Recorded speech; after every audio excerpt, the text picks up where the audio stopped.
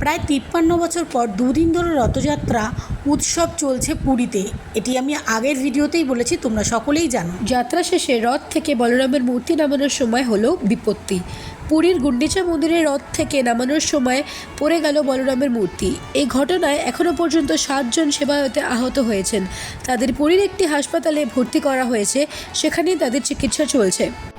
মঙ্গলবার রাতে প্রভু জগন্নাথ, সুভদ্রা এবং বলরামের মূর্তি রথ থেকে নামিয়ে গুন্ডিচা মন্দিরের আদব মণ্ডপে নিয়ে যাওয়ার সময় এই দুর্ঘটনা ঘটে এবং রথযাত্রা শেষে সব রকম আচার পালন করে মূর্তিগুলোকে দুলিয়ে দুলিয়ে মন্দিরের ভেতরে নিয়ে যাচ্ছিলেন সেবায়েতরা।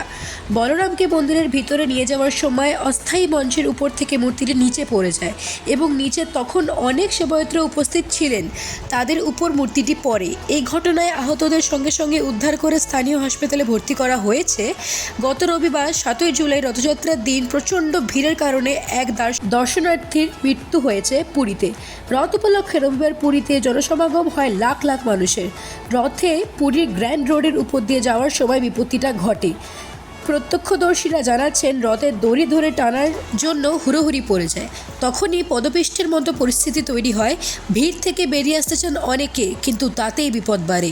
ঘটনায় বেশ কয়েকজন পুণ্যার্থী জখম হয়েছে।